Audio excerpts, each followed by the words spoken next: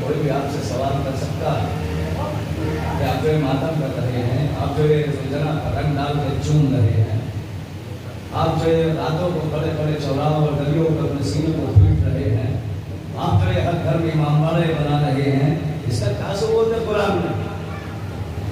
آپ سے کوئی سوال کر سکتا؟ اس لیے کہ آپ کی آوازوں کو پہرے نہیں ہیں۔ بھائی آپ کی مجلس میں کوئی آئے نہ آئے لیکن آواز تو سن رہا ہے۔ کسی کے ذہن میں یہ تو آ سکتا ہے کہ نہیں ان سے پوچھا تو جائے کہ جو اتنا پیسہ خرچ کر رہے ہیں، اتنا وقت دے رہے ہیں، کام دھندا چھوڑ کر عزاداری میں مصروف ہے، ان سے پوچھا تو جائے اس کا ثبوت قرآن میں کہاں ہے؟ ضروری ہے کہ ہم کو تلاش کرنا چاہیے اور قرآن کی آیتیں، جن آیتوں میں عزاداری کا بھی ثبوت ہے اور حسین کا بھی ثبوت ہے، ضروری ہے۔ دیکھیے میرا اصول ہے، نیٹ پہ بھی میری مجلس سے بہت بڑی ہے، آپ جان رہے ہیں، میں یہ تکے والی مجلس نہیں پڑھتا کہ یہاں سے وہاں مارا اور وہاں سے یہاں مارا۔ تو بچے جانتے ہیں میرے ساتھ یہ اس لیے کہ آج میڈیا کا زمانہ ہے، آج سوشل میڈیا ہے، آپ کی یہ مجلسیں پوری دنیا میں ریلے ہوتی ہے۔ وہ چیز ممبر سے پڑھی ہی نہ جائے جس کا ثبوت نہ ہو۔ جی دنیا ہم سے سوال کرتی ہے، اسی وجہ سے تو بھائی ہم زندہ ہیں کہ تکے مار رہے تھے ہمارے بزرگ علماء اور اہل بیت نے کہیں تکے مارے نہیں، اہل بیت کے پاس ہر شے کی دلیل ہے۔ اگر دلیل نہ ہوتی تو ہم کبھی عزاداری نہ کرتے۔ اچھا دلیلیں تو آپ کی خدمت میں آج پیش کروں گا، اور وہ دلیلیں پیش کروں گا انشاءاللہ آپ محسوس ہوں گے، اور شاید آپ کی زندگی میں پہلی بار یہ دلیلیں آپ کو ملے۔ اور ایک چھوٹا سا واقعہ سن لیے، جب میں کہیں جاتا ہوں گاؤں دیہاتوں میں، اور مجھے کہیں 2 گھر، کہیں 4 گھر، کہیں 10 گھر، اور کہیں کہیں تو ایسا ہوتا ہے درمیان کے 1 گھر بھی ہوتا ہے، بہت سی جگہ 1 گھر بھی دکھائی دیتا ہے، تو پھر دل میں خیال یہ آتا ہے کاش یہ سارے چاہنے والے ایک جگہ ہوتے تو کتنا اچھا ہوتا۔ کثیر تعداد میں ہم لوگ ایک جگہ عزاداری کرتے، دل میں خیال آتا ہے کبھی کبھی کاش یہ سارے چاہنے والے جو بکھرے ہوئے ہیں کائنات میں منتشر ہیں، ایک جگہ ہوتے تو کتنا اچھا ہوتا۔ حیران تھا کہ ایک حدیث سامنے آئی، ایک چھوٹا سا واقعہ سامنے آیا۔ چھٹے امام جا رہے تھے چاہنے والے،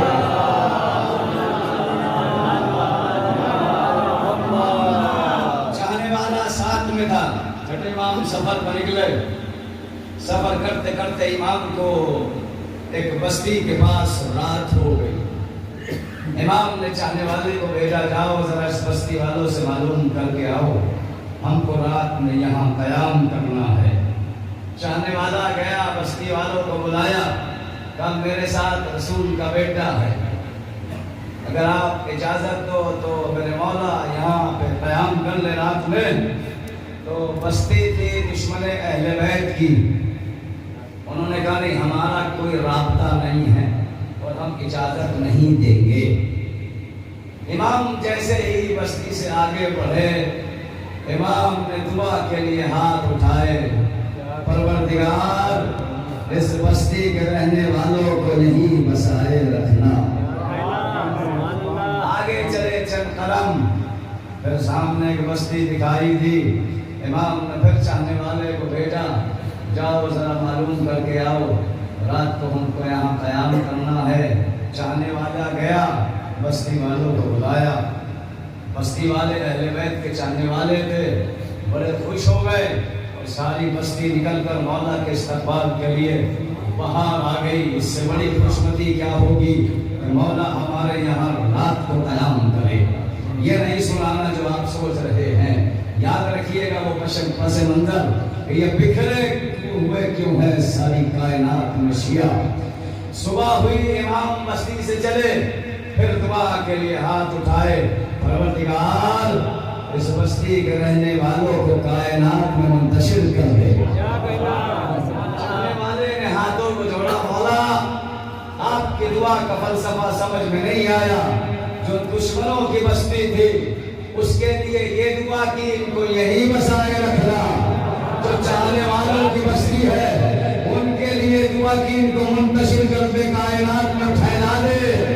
امام نے کہا وہ بصیر اب بھی نہیں سمجھا، وہ دشمنوں کی بستی تھی جہاں جاتے ہمارا بغض لے کے جاتے، ہمارے چاہنے والوں کی بستی ہے جہاں جائیں گے ہماری محبت کی خوشبو پھیلائیں گے۔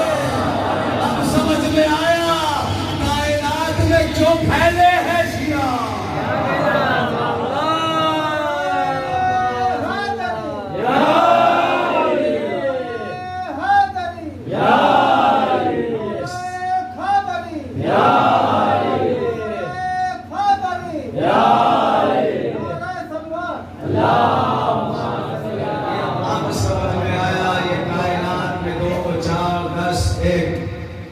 یہ جو شیعہ پھیلے ہوئے ہیں یہ امام کی دعا ہے، ورنہ تو امام چاہتے تو ان سب کو ایک جگہ بھی جمع کرا سکتے تھے اللہ سے کہے ہوا، کیونکہ اللہ کسی کی بات مانے یا نہ مانے لیکن آل محمد کی بات کو نہیں ڈالتا، اس لیے کہ آل محمد نے زندگی میں کچھ کیا ہی نہیں، وہی کیا ہے جو اللہ نے چاہا۔ آیت سنا دو، آیت سنا دو، ما تشاءون الا ان یشاء اللہ، یہ تو کچھ چاہتے ہی نہیں، وہی چاہتے ہیں جو اللہ چاہتا ہے۔ جب آل محمد نے زندگی میں کچھ چاہا ہی نہیں، وہی چاہا ہے جو اللہ نے چاہا ہے، تو پھر اللہ کی عدالت کا تقاضا ہے اب جو آل محمد چاہیں گے وہی اللہ چاہے گا۔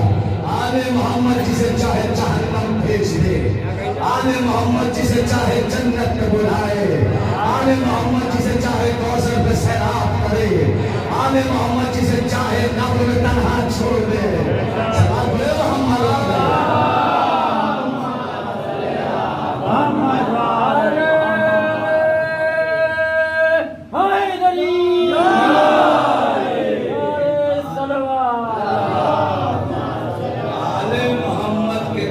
محمد چاہیے کہ اپنے کو ایسا بنائے جیسے آل محمد چاہتے ہیں، ایسا نہ بنائے جیسے خود کا نفس چاہتا ہو۔ محبت کا تقاضا یہی ہے، جس سے محبت کی جاتی ہے اس کے نقش قدم پہ زندگی گزارنا واجب ہے، اور محبت دکھائی نہیں دیتی، اثر چھوڑتی ہے۔ مجھے بتا رہے محبت نہیں دکھائی دیتی ہے؟ آپ لوگوں میں کتنے ایسے ہوں گے ایک دوسرے سے محبت کرتے ہیں، دکھائے مجھے کوئی محبت نہیں، محبت اثر چھوڑتی ہے۔ اگر آپ کو آل محمد سے محبت ہے تو اس کا اثر دکھائی دینا چاہیے، چاہے وہ مجلسیں ہو، چاہے جلوس ہو، چاہے ازاداری ہو۔ محمد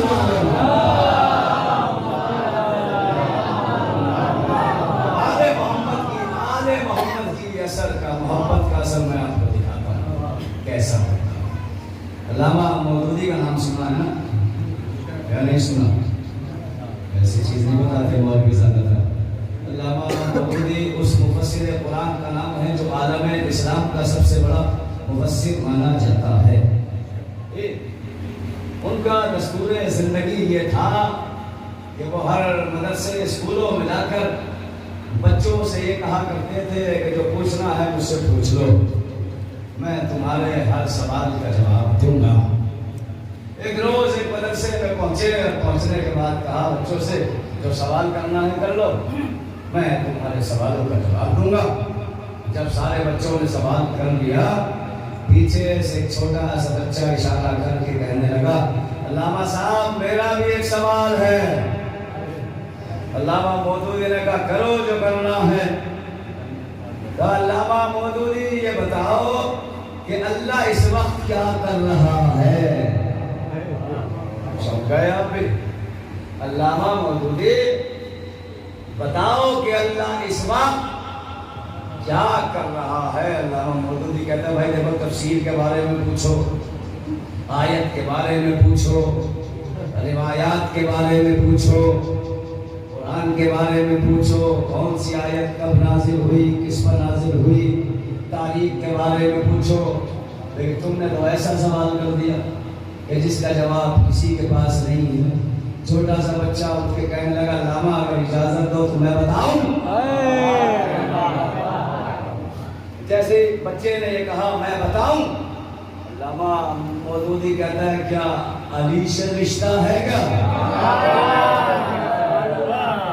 بچے نے چھوٹے سے کہا نہیں یہ چھوڑو کہ میرا کس سے رشتہ ہے، اگر تم اجازت دو تو میں بتاؤں کہ اللہ اس وقت کیا کر رہا ہے۔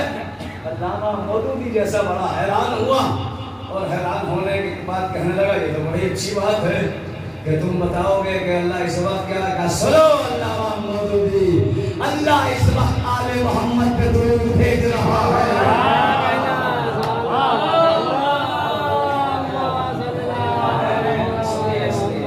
آپ نے سرسری سن لیا، ابھی سوچا ہی نہیں اس واقعے۔ علامہ مودودی کے سامنے بچہ یہ کہہ رہا ہے کہ اللہ اس وقت آل محمد پہ درود بھیج رہا ہے۔ آپ نے بھی بات کہہ دیا، کیا دلیل ہے آپ کے پاس؟ اس جواب میں دلیل ہے کوئی؟ علامہ مودودی نے کہا دلیل تو دے کہ اللہ اس وقت آل محمد پہ درود بھیج رہا ہے۔ بچے نے کہا تم نے قرآن نہیں پڑھا؟ بسم اللہ الرحمن الرحیم، ان اللہ و ملائکتہ یصلون علی النبی۔ ترجمہ سنی آیت کا، بھیجے گا نہیں، اللہ آل محمد پہ درود بھیج رہا ہے اور بھیجتا رہے گا۔ جو جس وقت تک ہے وہ آل محمد پہ درود بھیجے گا۔ آپ بھی ایک وقت چلے جائیں گے، جنات بھی ختم ہو جائیں گے، ملائکہ بھی چلے جائیں گے، انبیاء بھی چلے جائیں گے، کوئی اللہ کی حد بتائے اور آل محمد پہ درود کی حد بتائے۔ جب تک اللہ رہے گا آل محمد پہ درود ہوتا رہے گا۔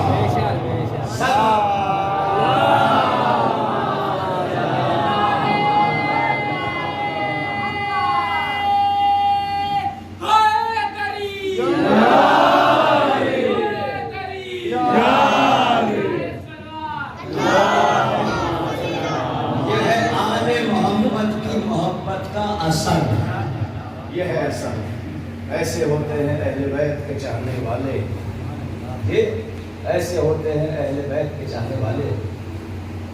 اللہ کے نبی کی ایک مشہور و معروف حدیث ہے، نبی نے فرمایا من بکا علی الحسین ابکا او تباکا وجبت لہ الجنہ۔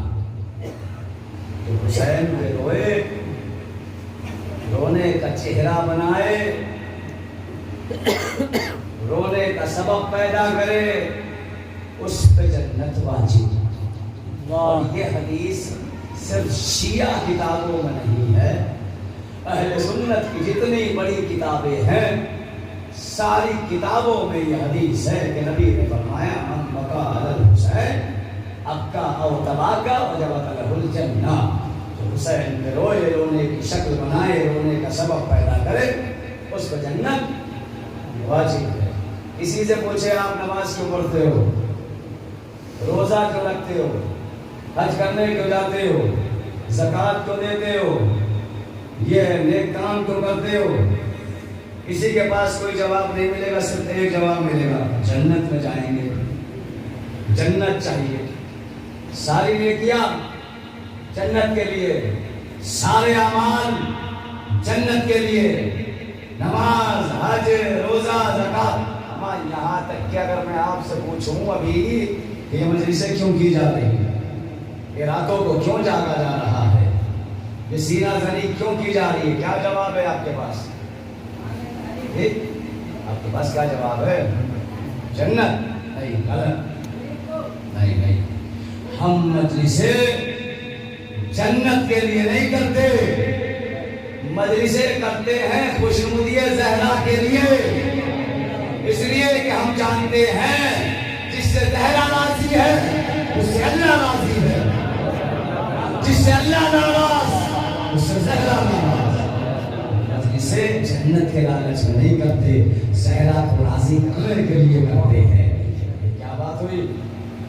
سارے اعمال کا انتہا جو ہے وہ جنت ہے، اور جنت کو اللہ کے نبی نے رکھ دیا ایک آنسو کے بدلے میں۔ تو یہ تو آپ سمجھ جائیں گے، تو بہت آسان جملہ ہے، سارے اعمال ایک طرف، حسین کی یاد میں نکلا آنسو ایک طرف۔ نہیں آیا کسی بھی سمجھ میں؟ سارے نیک عمل ایک طرف اور حسین کی یاد میں نکلا ہوا ایک آنسو ایک طرف۔ بھی آپ کو اہمیت نہیں معلوم ہوئی اس فرش عزا کی اور عزائے حسین کی، اور سارے انبیاء ایک طرف اور سیدہ کا احترام ایک طرف۔ آنسو لینے کے لیے، آپ کے یہ رومال کے آنسو لینے کے لیے آدم نے بھی خواہش کی، ابراہیم نے بھی خواہش کی، موسیٰ بھی آگے بڑھے، عیسیٰ بھی آگے بڑھے، زکریا یحییٰ بھی آگے بڑھے۔ پروردگار ہم ان آنسوؤں کو لے کے آئیں گے جو ہمیں حسین میں نکالے جاتے ہیں۔ سیدہ کی آواز آئی، نہیں تم میرے حسین کی قدر نہیں جانتے، مجھے قدر معلوم ہے، اس لیے فاطمہ رومان لے کے آئی۔ اس لیے جو جس چیز کی قدر جانتا ہے اسے ہی اس کی قیمت معلوم ہے۔ اب یہاں سے میں شروع کرتا ہوں، کربلا کو کیا سمجھتے ہیں آپ؟ کربلا روایتوں میں ہے، کربلا جنت کے ٹکڑوں میں سے ایک ٹکڑا ہے۔ روایتوں میں یہ ہے کہ جنت کے ٹکڑوں میں سے ایک ٹکڑا ہے، لیکن نہیں، جنت کربلا جنت کے ٹکڑوں کا ایک ٹکڑا نہیں ہے، کربلا جنتوں کی راجدھانی ہے۔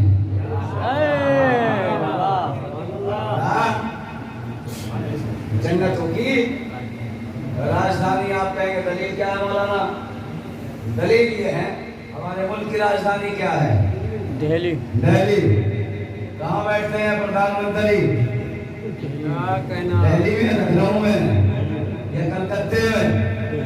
جی، صدر پریزیڈنٹ وہیں بیٹھتا ہے جو مرکز ہوتا ہے، راجدھانی میں ہی بیٹھتے ہیں۔ کربلا میں کون رہتا ہے؟ حسین۔ حسین جنت میں رہنے والے کا نام نہیں ہے، جنت کے سردار کا نام حسین ہے۔ اس لیے کربلا جنت کا ٹکڑا نہیں، جنتوں کی راجدھانی ہے، اس لیے کہ جہاں سردار مل گیا جملہ سنا دو اگر آپ کو یقین نہیں آتا۔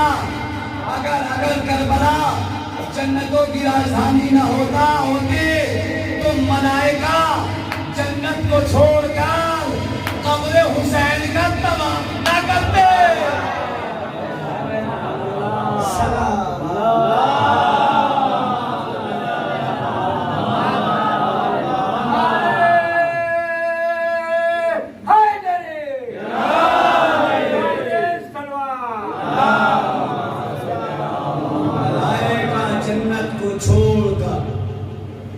قبر حسین کا طواف نہ کرتے اگر مرکز کربلا زمین پہ نہ ہوتا، لیکن مرکز وہی ہوتا ہے جہاں سردار ہوتا ہے۔ اور سنا دو ایک شعر یاد آ کہ جنت سے نکالے گئے پیغمبر اول،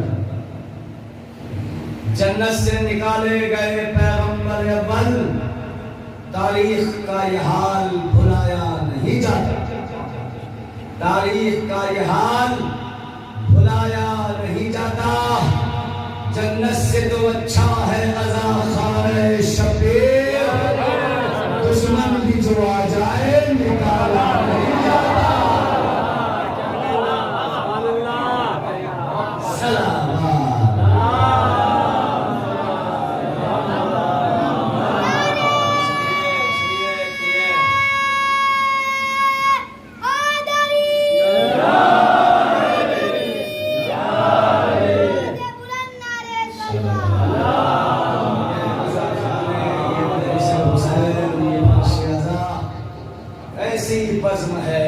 ایسی بزم ہے کہ جہاں کسی کی قید نہیں ہے، دشمن بھی آئے، دوست بھی آئے، عالم بھی آئے، جاہل بھی آئے، سب آ سکتے، یہی تو پتہ لگتا ہے حسین کی نظر میں سب برابر ہے، ورنہ ہر بس میں بڑا چھوٹا ہوتا ہے، یہ بڑے یہ چھوٹے، یہ عالم یہ جاہل، لیکن حسین نے اپنی فرش عزا بچھا کر یہ فرق مٹا دیا ہے۔ امیر بھی تبرک کے لیے ہاتھ پھیلاتا ہے،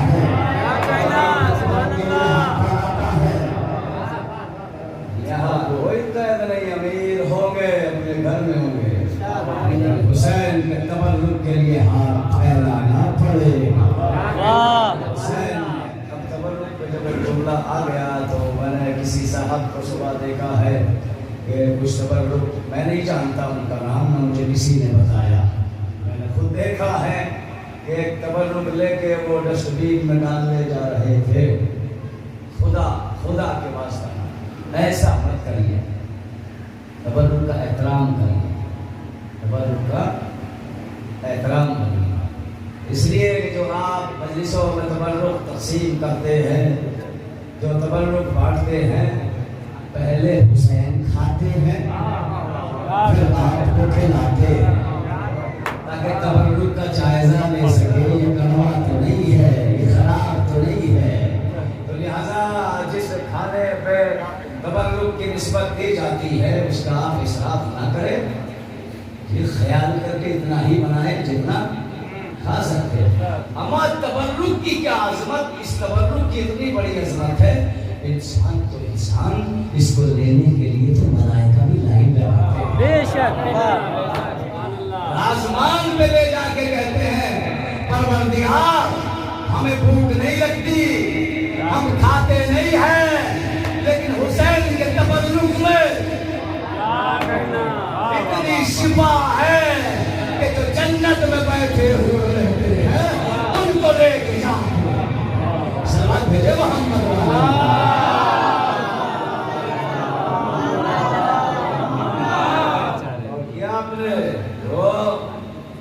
جی۔ یہ وصف حسین ایسی ہے کہ جہاں کوئی شک نہیں۔ اب دیکھیے چھوٹا سا بچہ یہ نعرہ لگا رہا ہے، ایمانداری سے بتائیے کیا اس کے باپ نے بتایا نعرہ ایسے لگانا؟ نہیں۔ کیا اس کے والدین نے سکھایا ایسے رونا؟ کیا شکر بھائی جو آپ کا پڑھتا تھا 3-4 سال کا جب تھا دلی میں، آپ بتاتے تھے، ٹریننگ کراتے تھے اس طرح نوحہ پڑھنا، اس طرح ماتم کرنا، اس طرح گریہ کرنا، اس طرح چولہے کو چومنا، اس طرح عالم کو بوسہ دینا؟ ٹریننگ دیتے ہیں کہ اپنے بچوں کو؟ دنیا کہتی ہے شیعہ ٹریننگ دیتے ہیں، نہیں نہیں، ہمیں حسین بچے فطرت میں لے دیا ہے۔ آپ کا ذہن جو ہے جو سن سکے وہ سنا ہوگا کہ ہم اپنے بچوں کو ٹریننگ نہیں دیتے، اپنے بچوں کو سکھاتے نہیں ماتم، ہم لوگ نام عباس کا خدا اٹھا دینا، اپنے بچوں کو سکھاتے نہیں ماتم، ہم لوگ نام عباس کا خدا اٹھا دیتا ہے۔ اتنی دولت بھی کہا تیرے خزانے میں یزید، جتنی ایک شہر کا آزادار اٹھا دیتا ہے۔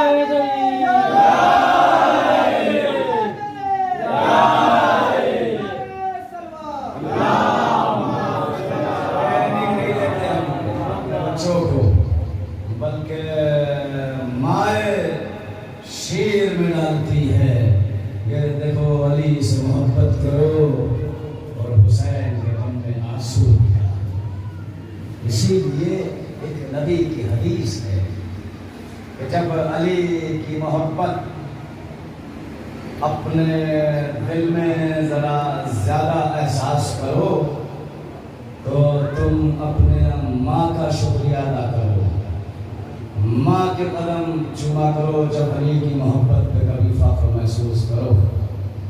میں کہوں گا یا رسول اللہ باپ کا شکریہ ادا کیوں نہ کرے، باپ کے قدم کیوں نہ چومے؟ نہیں ہے تو لائق تعظیم باپ بھی، لیکن ماں نے اپنے شیر میں ولایت علی دی ہے۔ اس کا مطلب ولایت علی ہماری ماں ہے۔ ماں نہ پڑھاتی وہ درس شکم مادر اور خون میں، تو کبھی بچہ مولا ہی نہ بنتا۔ اچھا میں نے ایک جملہ کہا تھا نا کہ محبت اثر چھوڑتی ہے، کیسے معلوم ہو کہ کون ولایت علی کا شیر کیے ہوئے ہیں؟ تو کسی عالم نے کہا مجلسوں میں اس بات کا اندازہ لگا لینا، اگر فضائل علی سن کر کسی بچے سے یا علی کا نعرہ لگ جائے اور سمجھ لینا اس کی ماں نے خیانت نہیں کی ہے۔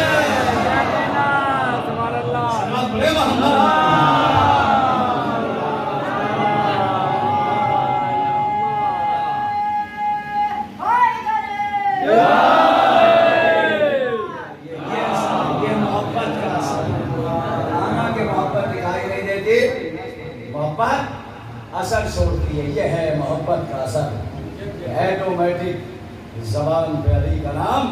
تو آئیے آپ کو بتاتا ہوں یہ جو عزاداری آپ کر رہے ہیں اس کا ثبوت قرآن میں کہاں ہے، اور سے سنیے گا اور یاد رکھیے گا، اور اگر بھول جائے تو نیٹ پہ سرچ کریے گا، میرا پورا اشرا پڑا ہے سورہ یوسف اور کربلا کے نام سے، جس میں آپ کو انشاءاللہ وہ دلیلیں ملے گی کہ جس دلیل کے بارے میں لوگ ہم سے سوال کرتے ہیں کہ قرآن میں دکھاؤ ماتم کہاں ہے، زلزلہ کو چومنا کہاں ہے۔ میں نے اسی، آپ کو پتا ہے سورہ یوسف کا دوسرا نام کیا ہے؟ نہیں پتا؟ جی جو بھی مولانا ہے ان سے کہا کرو مولانا قرآن سے سناؤ۔ سورہ یوسف کا دوسرا نام ہے سورہ حسین۔ اتنے سورے ہیں قرآن میں مولا حسین کے نام پر، کوئی بتا سکتا ہے؟ اتنے سورے ہیں مولا حسین کے نام پہ۔ لوگ آج کہتے ہیں نا قرآن میں نام دکھاؤ علی اور علی کے باپ کا اور علی کے بیٹے حسین کا۔ اچھا ماشاءاللہ جانتے ہو اتنے سورے ہیں قرآن میں مولا حسین کے نام پر، 4 سورے ہیں قرآن میں امام حسین کے نام پر، سورہ یوسف، سورہ والفجر، سورہ کہف اور سورہ والعصر۔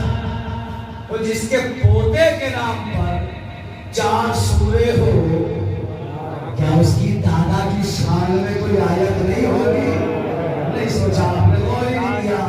اما جس کے پوتے کی شان میں 4 سورے ہو، اس کی دادا کی شان میں، اچھا قرآن میں ہے کتنے سورے؟ 114 سوروں میں سے 2 سورے ایسے ہیں جن سے نہ علی کا تعلق نہ اولاد علی کا تعلق۔ ممبر سے پڑھ رہا ہوں یہ بات، شاید لائیو بھی چل رہی ہے مجھے سے۔ 112 سوروں میں علی کا بھی نام ہے، علی کے باپ کا بھی نام ہے، علی کے بیٹے حسن حسین کا بھی نام ہے، زین العابدین کا بھی نام ہے، امام محمد باقر کا بھی نام ہے، یہاں تک کہ بھاروے تک کا نام ہے۔ بس 2 سوروں سے نہ علی کا تعلق ہے نہ اولاد علی کا تعلق ہے۔ وہ کون سے 2 سورے ہیں؟ ایک سورہ منافقون، ایک سورہ کافرون۔ ان دونوں سوروں سے علی اولاد علی کا تعلق نہ ہونا بتا رہا ہے۔ علی کا کبھی تعلق نہ منافق سے رہا نہ کبھی کافر سے رہا۔ بات بولے محمد والے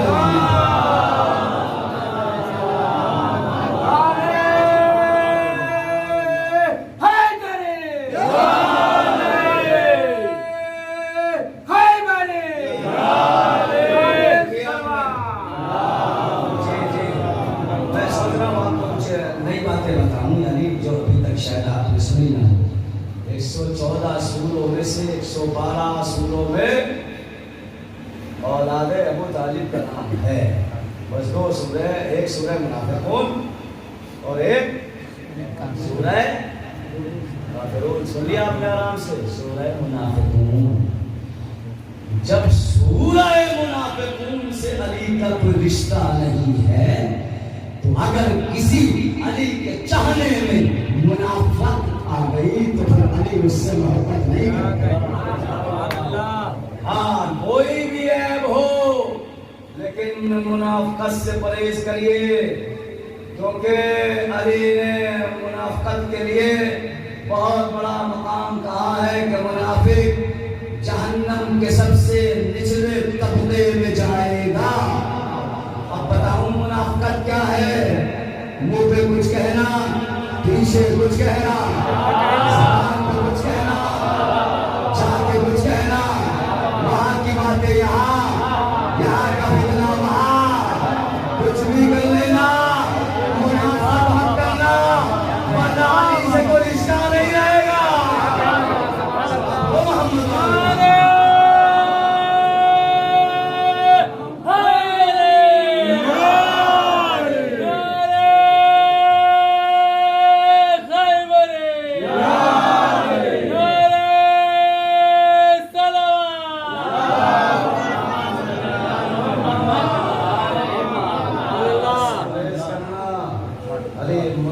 سے نفرت کرتے ہیں.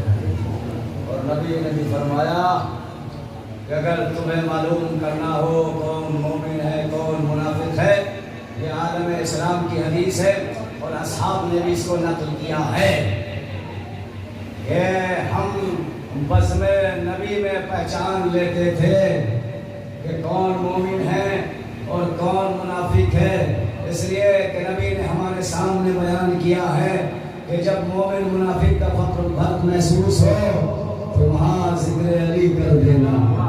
جس کے چہرے پہ مسکراہٹ آ جائے ہوا میں، جس کا چہرہ ذکر علی سے بچ جائے وہ منافق.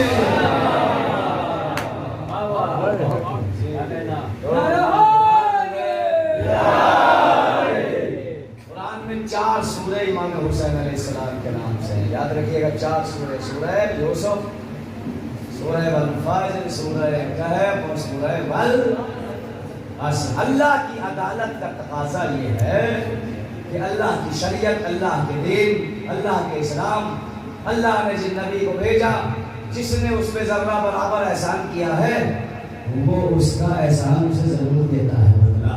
اس لیے کہ وہ قرآن میں فرما رہا ہے هل جزاء الاحسان الا الاحسان، جو تم پہ احسان کرے اس کو احسان کا بدلہ احسن طریقے سے دو.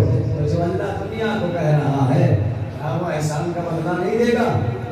جس نے اس کی شریعت پہ احسان کیا ہے، جس نے بھی ذرہ برابر اس کی شریعت پہ احسان کیا ہے، اللہ نے اس کو اس کا بدلہ دیا ہے. ہم احسان بتاؤ، چیٹی نے کیا احسان کیا تھا؟ چھوٹی سی مخلوق جو ہوا میں اڑ جائے. چیٹی نے کون سی جنگ کی تھی؟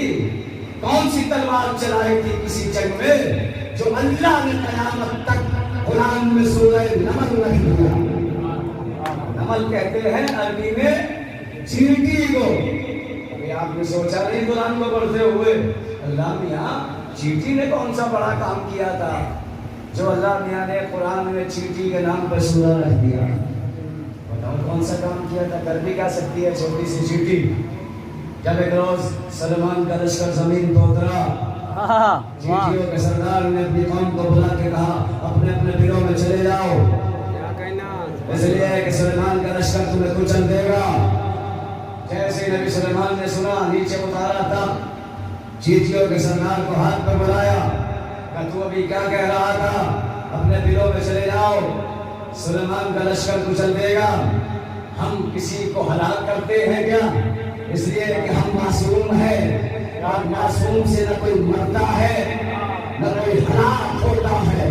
چیٹیوں کا سردار کہتا ہے سلمان تم تو معصوم ہو، تمہارا لشکر تو معصوم نہیں ہے، تمہارا لشکر تو معصوم نہیں ہے. بس اتنی سی بات پہ اللہ نے قیامت تک کے لیے چیٹیوں کا نام رکھ دیا قرآن میں. اتنی سی بات پر، اتنی سی بات. اچھا مکڑی نے کیا کیا تھا میں آپ سے پوچھنا چاہتا ہوں. مکڑی نے کیا کیا تھا شب میاں جو قیامت تک قرآن میں سورہ عنکبوت آ گیا. سورہ عنکبوت عربی میں کہتے ہیں مکڑی کو عنکبوت. کیا کیا تھا چھوٹی سی مخلوق نے جو ہوا میں ڈول جاتی ہے, لیکن کچھ تو کیا ہوگا جو اللہ نے قیامت تک قرآن میں نام رکھا. کچھ نہیں کیا تھا, بس یہ کیا تھا جب نبی نے ایک یار میں پناہ لی دروازے پہ مکڑی نے جالا بنا دیا. یعنی جو ایک لمحے کے لیے نبی کی حفاظت کے لیے جالا بنائے اللہ قیامت تک اس کا نام قرآن میں رکھ دیتا ہے. جو ابو طالب 53 سال محمد کی حفاظت کرتا رہے, ابھی یقین کے بستر پر, تو کیا اللہ اس کا نام قرآن میں نہیں رکھے گا؟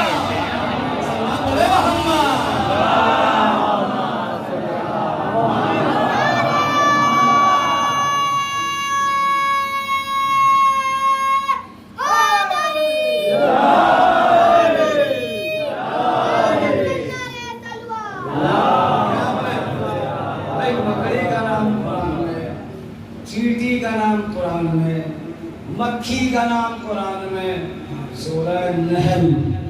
سورہ نحل مولا علی نے نہج البلاغہ میں تشریح فرمائی ہے. یہ شہد کی مکھیوں کا تذکرہ ہے, بدبودار کا تذکرہ نہیں ہے. جی شہد کی مکھیوں کا تذکرہ ہے, قرآن میں بدبودار کا تذکرہ نہیں کرتا اللہ. آپ کو پتا ہے جناب ابو طالب کاہے کی بزنس کیا کرتے تھے؟ تجارت خوشبوؤں کی, عطر کی.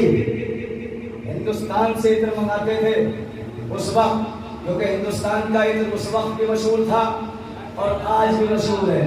پورے عرب میں جناب ابو طالب خوشبوؤں کی تجارت کیا کرتے تھے. جب خوشبوؤں کی تجارت کرتے تھے اس لیے تو اللہ نے کہہ دیا ان کا شجرہ شجرہ طیبہ ہے. طیب عربی میں جہاں پاک کو کہتے ہیں وہاں خوشبودار کو بھی کہتے ہیں, جو ملے گا وہاں خوشبودار کو بھی کہتے ہیں, یعنی خوشبودار شجرہ. اب سمجھ میں آیا ابو طالب سمجھ میں کیوں نہیں آتے دنیا والوں کے. اگر آپ مچھر کو کسی خوشبودار جگہ میں بند کر دے تو ایٹومیٹک مر جائے گا, اور اگر کسی خوشبودار چیز کو بدبو میں بند کر دے تو ایٹومیٹک ہلاک ہو جائے گی, مر جائے گی. اب سمجھ میں آیا ابو طالب تو سمجھ میں نہیں آتے. ارے بدبوداروں کی سمجھ میں ابھی خوشبوداروں نہیں آتے.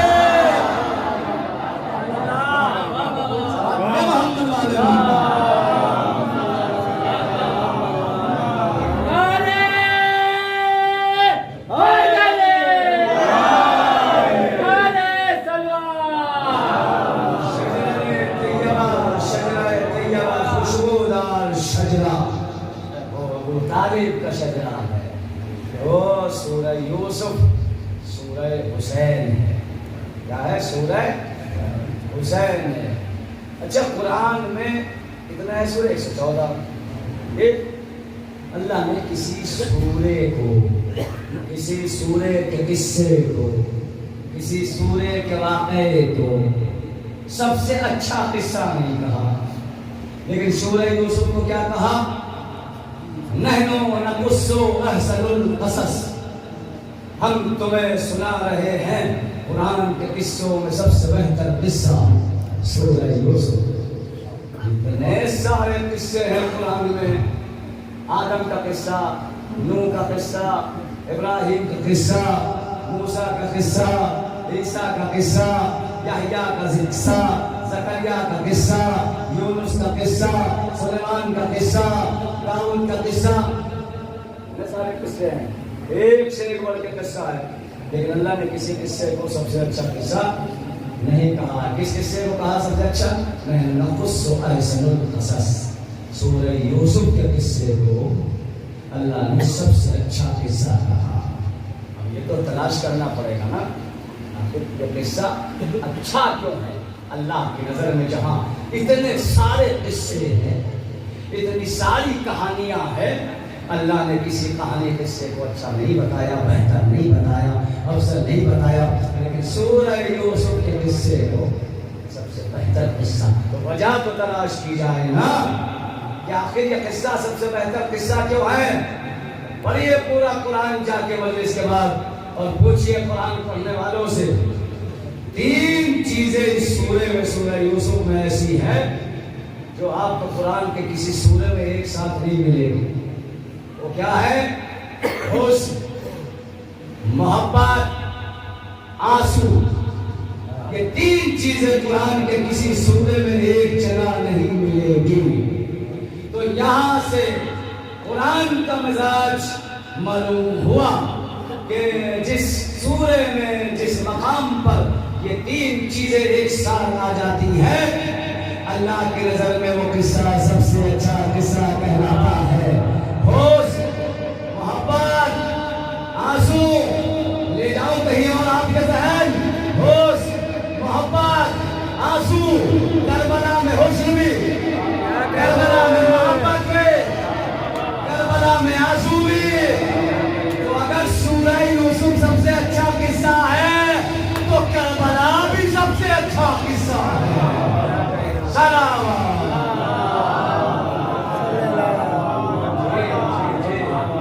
کربلا بھی سب سے اچھا قصہ ہے، اور یہ قصہ یہاں سے شروع ہوا کہ جب ایک بیٹے نے باپ سے کہا، یا ابت انی رأیت 11 کوکبا والشمس والقمر، اے بابا میں نے دیکھا ہے کہ مجھے 11 ستارے سجدہ کر رہے ہیں، چاند اور سورج سجدہ کر رہے ہیں۔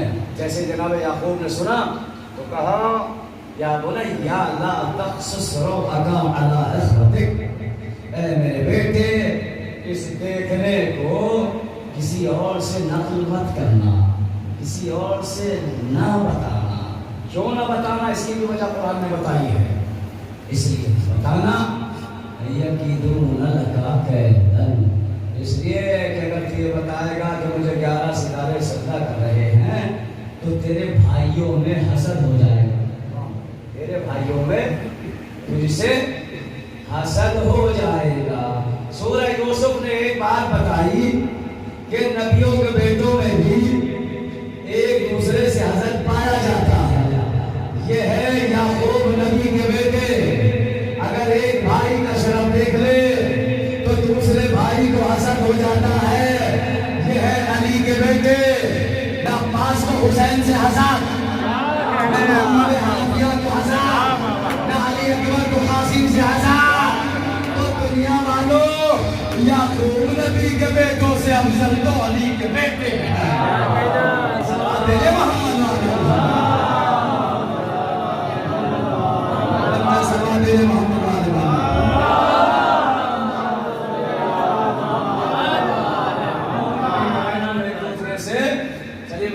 سنا دوں، مجھے پتا ہے کہ آپ کو یہ بھی ہے مجھے۔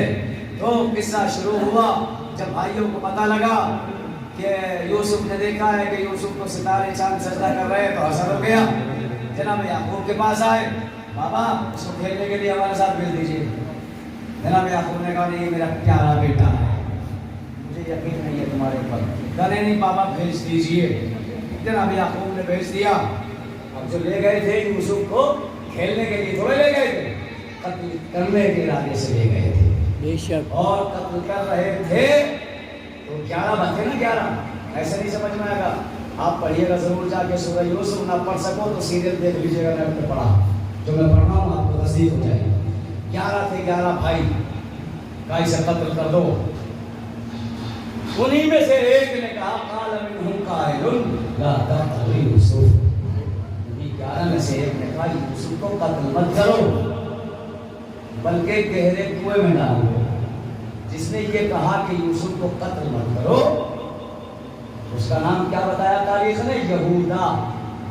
جو آج دنیا میں یہودی نسل ہے وہ جناب یہودا کی نسل ہے۔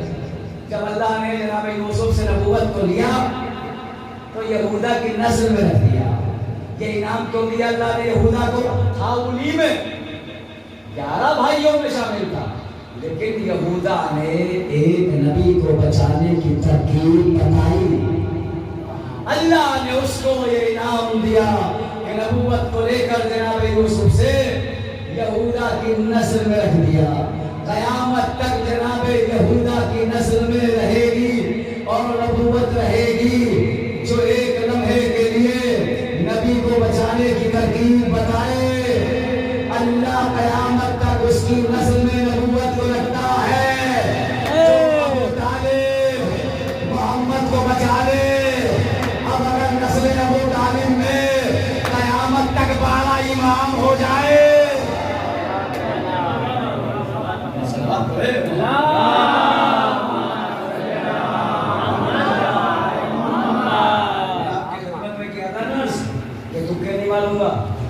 یہودا نے کہا قتل مت کرو, کنویں میں ڈال دو. بھائیوں نے کہا ہاں یہ بھی اچھا ہے, کنویں میں ڈال دیتے ہیں, خود بخود مر جائیں گے, اور نہیں تو قافلہ آئے گا کوئی پانی پینے کے بہانے اور یوسف کو کہیں پردیس لے جائے گا اور یوسف ہمارے بابا سے الگ ہو جائیں گے اور پھر ہماری عزت احترام. جب یوسف کو ڈالنے لگے کنویں میں تو ایک بھائی نے کہا کرتا تو نکال لو. جناب یوسف کا کرتا نکال دیا, جناب یوسف کو کنویں میں ڈال دیا.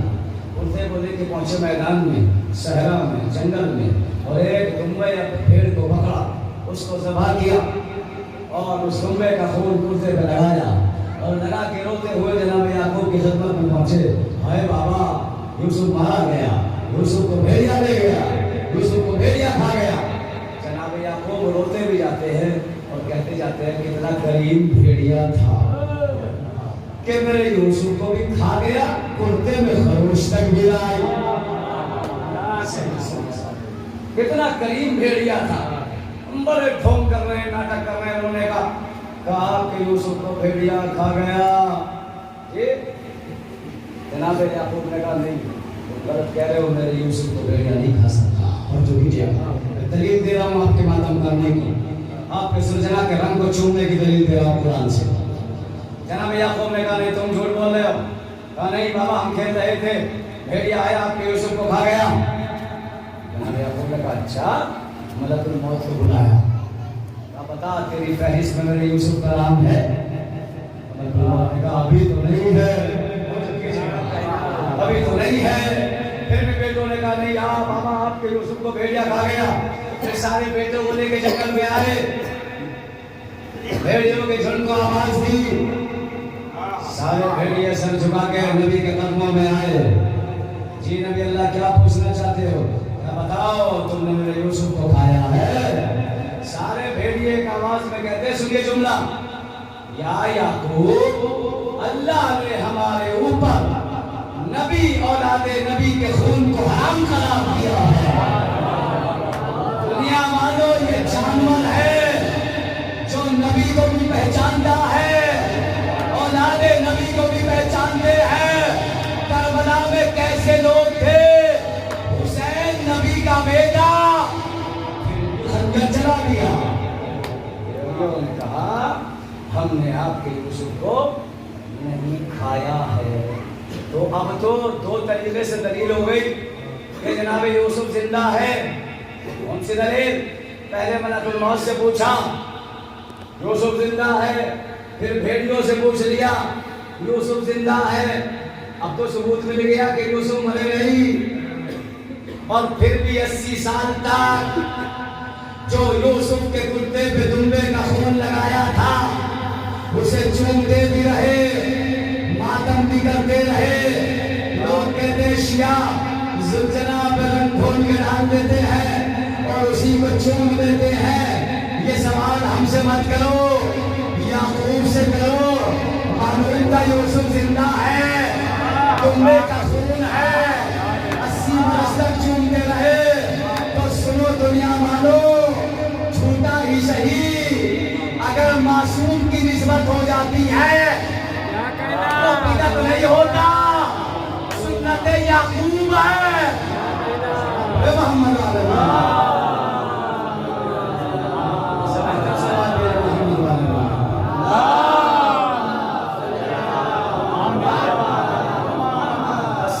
برس تک یعقوب دمبے کا کا خون کرتے پہ لگا ہوا چومتے رہے، یوسف کی نسبت دیکھا، لگاؤ فتوی یعقوب پر، کیوں چوم رہے ہو؟ تم تو نبی ہو، تمہیں تو معلوم ہو گیا یوسف زندہ ہے، یوسف تو قتل بھی نہیں ہوئے، حسین تو شہید بھی ہو گئے۔ اب سنو امام باڑے کی دلیل، امام باڑا بھی ہے سورہ یوسف میں، کہیں گے کہاں؟ پڑھنا جا کے سورہ یوسف، جب جناب یعقوب سڑکوں پہ روتے ہیں، چوراہوں پہ روتے ہیں، گلیوں میں روتے ہیں، گھر میں روتے ہیں، اور کوئی پوچھتا ہے کیوں رو رہے ہو؟ تو کہتے تھے میرا ایک پیارا بیٹا یوسف تھا، وہ مجھ سے جدا ہو گیا۔ لوگ پوچھتے کس نے جدا کیا؟ کہ میرے ہی بیٹوں نے کیا۔ جب بیٹوں کو معلوم ہوا کہ ہماری بے عزتی ہو رہی ہے تو کہنے لگے بابا نہ آپ کو گھر میں رونا، نہ سڑک پہ رونا، نہ چوراہے پہ رونا۔ جب جناب یعقوب نے دیکھا کہ میرے رونے پہ پابندی لگ رہی ہے تو کنان شہر سے 12 میل کے فاصلے پر جناب یعقوب نے پہلا بیت الحزن بنایا یوسف کے رونے کے لیے۔